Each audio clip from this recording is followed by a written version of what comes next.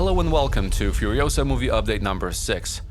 In this one we're going to take an in-depth look at new footage from the set in Melrose Park in West Sydney, and I'll talk about the release date possibly pushed to 2025. This is going to be a big update with a lot of spoilers, so consider yourselves warned. Let's begin.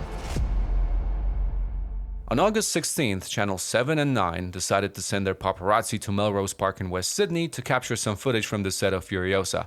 And sure enough, they did. So much so that the production was visibly annoyed with that fact, trying to block them from taking pictures. And Matthew Spaz even posted about it on his Instagram. And you know what? Rightfully so. I mean, it's one thing to take candid photos from a distance, but flying a news chopper over a set while they're trying to film a scene, that is just too disruptive.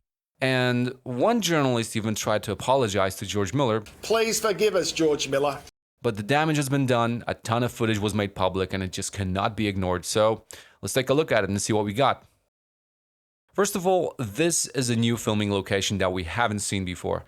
Apparently, they started building it about 4 months ago, and filming begun 4 weeks ago.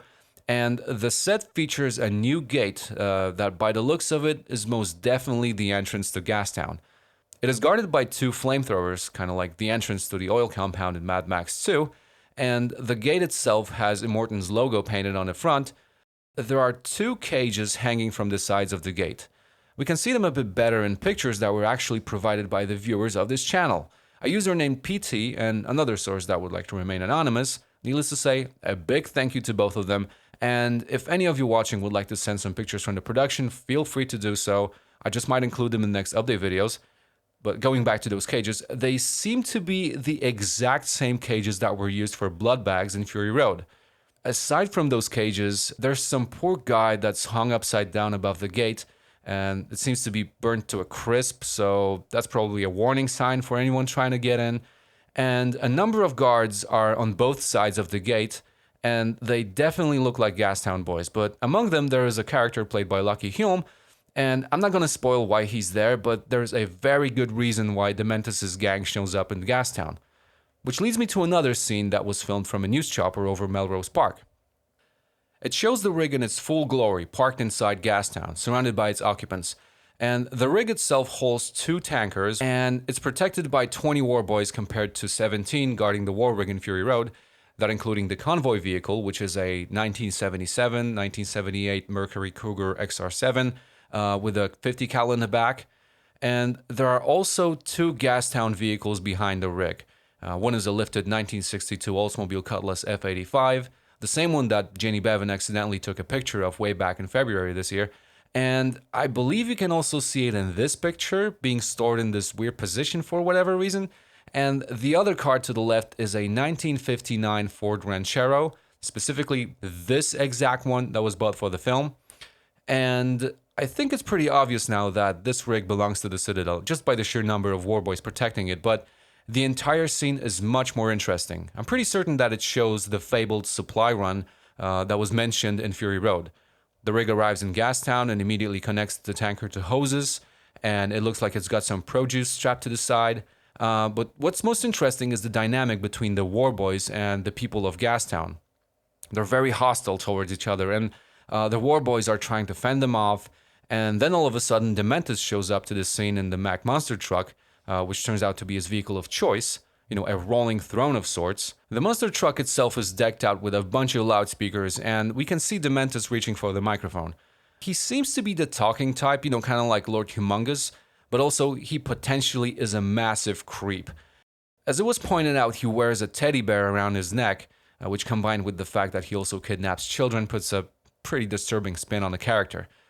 Now, going back to the rig itself, you'll notice that it's got a driving pod attached to the front. It's very similar in design, if not the exact same kind of a pod that was used to drive war rigs in Fury Road. And we can actually see it in action in this shot of the rig moving under its own power.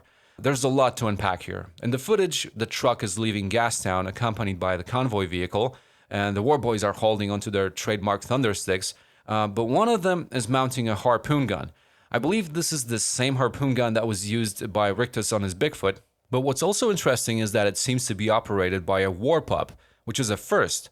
We've never seen War Pups in action, but you have to keep in mind that George Miller always intended for the War Boys to be much younger than they were in Fury Road. War Boy! The reason we never saw them was because that film was just chock full of dangerous stunts that had to be performed by experienced professionals, but maybe this time around we'll get a chance to see George's grotesque vision of the cult that he created. Now, moving onto the front of the war rig, we finally get a chance to see Anya Taylor-Joy driving the rig in her Imperator makeup. Behind her is a Winchester Model 1892, the same rifle that Valkyrie uses in Fury Road, and also the roof panels have Immortan Joe's logo beaten into them, much like in the war rig in Fury Road, and we can also catch a glimpse of the pole behind the cabin, and I wager that it is indeed used by the war boys to at least climb on to get some kind of a vantage point, or just to jump from the tanker onto the prime mover. And we can see it a bit better in this picture, with war boys taking a selfie, no less. And let's look at the bonnet. It has two skulls with wings on them. There's a lot of symbolism attached to those. They're otherwise known as Death's Head. They symbolize the fleeting nature of life and impending death. In fact, looking at the front of the prime mover, the entire nose of the truck seems very wide, which makes me think that it packs two engines side by side, much like in the Gigahorse. In fact, I have this whole theory that this truck eventually becomes a donor for some key vehicles in Fury Road. You know, the front bumpers get salvaged by the People Eater, and the engines go into the Gigahorse, but you know, that's just me. And last but not least, I strongly believe that sitting next to Anya Taylor-Joy is Tom Burke, as the original driver of this rig, and also Furiosa's mentor. It's kind of difficult to tell, but his facial features match, and I mean, who else would be driving shotgun with Furiosa other than him? So I would say I'm 90% positive it's actually Tom. And that is all about the footage from Melrose Park.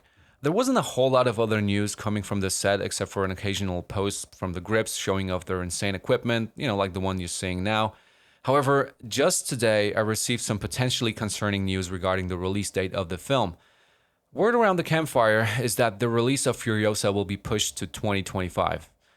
Yeah, that is 3 years from now, and at first I thought it had something to do with the current situation at Warner Brothers, but apparently the reason is much more trivial. It seems that George Miller's approach towards filmmaking is just getting in the way, and it extends the entire process. And this isn't something new, and I think every Mad Max fan should know about this, that, you know, George Miller micromanages to an extreme level.